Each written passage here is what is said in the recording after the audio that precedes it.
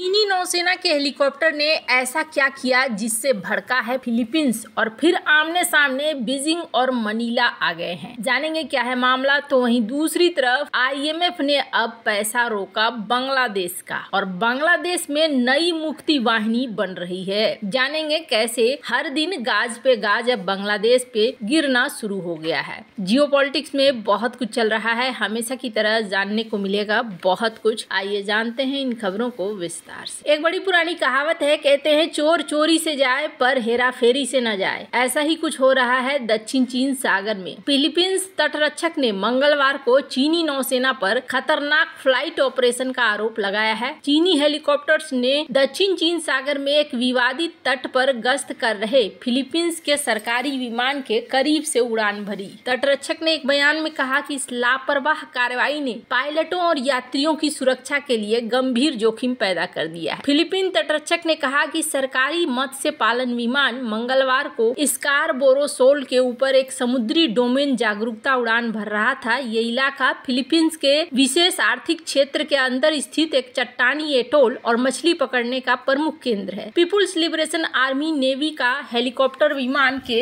3 metre के करीब से गुजरा। फिलीपीन तटरक्षक ने दावा किया कि ये विमानन नियमों का स्पष्ट उल्लंघन और घोर उपेक्षा है। चीनी सेना के दक्षिणी थिएटर कमांड ने कहा कि फिलीपीन विमान ने चीन के हवाई क्षेत्र में अवैध रूप से घुसपैठ की। इसने फिलीपींस पर झूठी बातें फैलाने का भी आरोप लगाया। दक्षिणी थिएटर कमांड ने अपने बयान में कहा कि फिलीपींस के इस कदम ने चीन की संप्रभुता का गंभीर उल्लंघन किया है। स्कारबोरो शोल दक्षिण चीन सागर में सबसे विवादित समुद्री क्षेत्र है। बीजिंग और मनीला अक्सर इन मुद्दों पर आमने सामने आ जाते हैं। चीन लगभग पूरे दक्षिण चीन सागर पर संप्रभुता का दावा करता है, जो सालाना $3 ट्रिलियन से अधिक के जहाज वाणिज्य के लिए एक महत्वपूर्ण जलमार्ग है। इसे लेकर चीन ब्रुनई, इंडोनेशिया, मलेशिया, फिलीपींस और वियतनाम के साथ उलझता रहता है। साल 2016 के मध्यस्थता फैसले ने चीन के व्यापक दावे को अमान्य कर दिया, लेकिन बीजिंग इस फैसले को मान्यता नहीं देता है। चाइना के प्रति क्लियर भी नहीं है कि क्या रुख है अमेरिका का,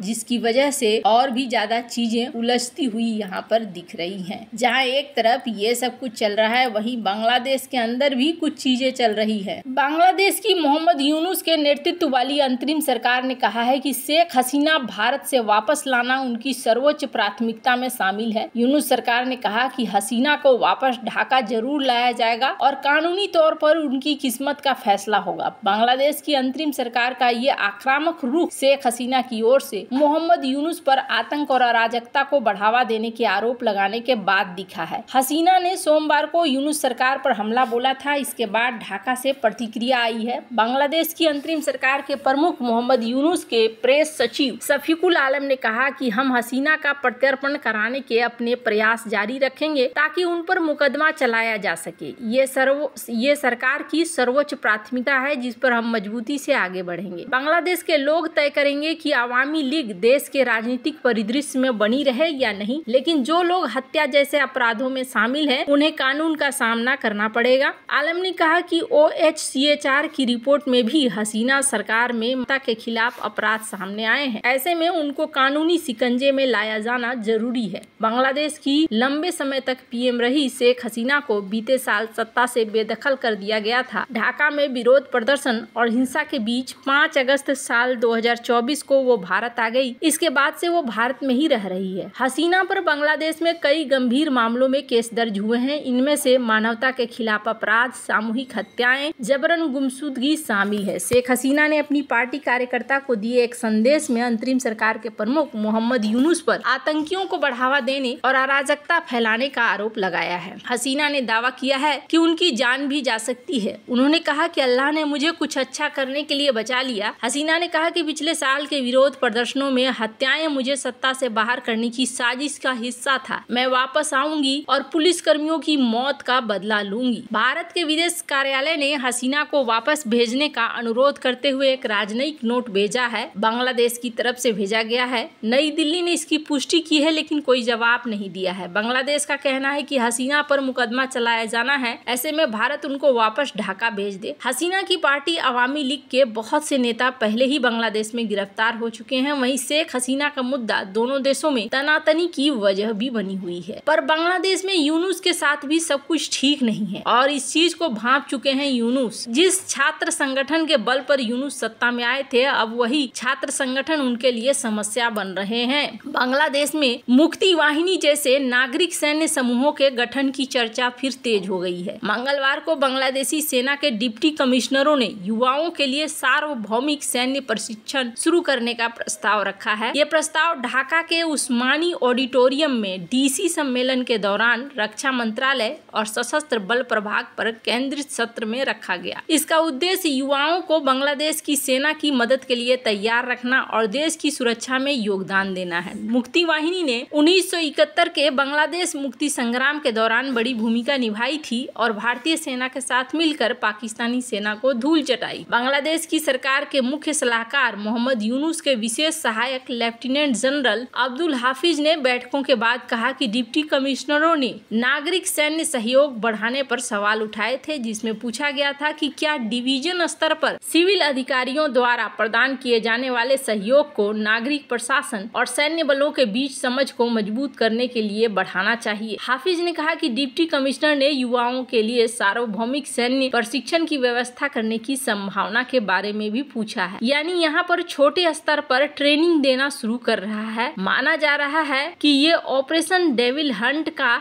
एक रूप भी है, लेकिन अब बांग्लादेश की समस्या और भी तेजी से बढ़ती हुई दिख रही है। बांग्लादेश की यूनुस सरकार IMF वर्ल्ड बैंक से फाइनेंशियल लोन लेना चाह रही थी और ये $8 बिलियन की फंडिंग थी। $8 बिलियन की फंडिंग थी। और आपको बता दूं सबसे बड़ी बात क्या है, जब तक बाइडेन थे तब तक इनका अप्रूवल बहुत तेजी से हो रहा था, लेकिन अब 4th और 5th का अप्रूवल यहाँ पर अटक गया है और देखने को मिल रहा है कि ये अप्रूवल अब मिलने में भी इन्हें बहुत दिक्कत हो रही है। एक डिले सा होना शुरू हुआ है। पहले तो $29 मिलियन की जो फंडिंग थी वो फंडिंग रोक दी गई और उसके बाद ये इस डिले की वजह से अब बांग्लादेश में स्थिति थोड़ी अलग होती हुई दिख रही है, क्योंकि फाइनेंशियल प्रॉब्लम तो यहाँ पर है ही। ऐसा नहीं है कि बांग्लादेश में कर्जे की स्थिति ठीक ठाक है, कर्जे की स्थिति भी यहाँ पर बुरे हालातों में है। यहाँ पर बांग्लादेश ने कुल $156 बिलियन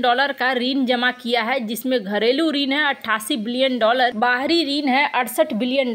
ऋण का भार एक चिंताजनक भार है। सरकार IMF से $3 बिलियन की उम्मीद कर रही है। मौजूदा $4.7 बिलियन के ऋण कार्यक्रम के अलावा इसमें से $2.3 बिलियन पहले ही जारी किया जा चुका है। ये विश्व bank, Japan international operation agency JICA और एशियन इंफ्रास्ट्रक्चर इन्वेस्टमेंट बैंक जैसे अन्य विकास भागीदारों से भी $5 बिलियन की मांग कर रहे हैं। यूनुस के नेतृत्व में सरकार के वित्तीय क्षेत्र में सुधार शुरू किए गए हैं, लेकिन अब यहाँ पर चीजें अटक रही है और अटकने का मतलब है कि आने वाले समय में और भी सारी चीजें दिखनी शुरू होंगी। वैसे आपको क्या लगता है, इन सब मामले में आपकी क्या राय है, कमेंट कर जरूर बताएं। जल्द मिलते हैं अगले वीडियो में नई खबर के साथ।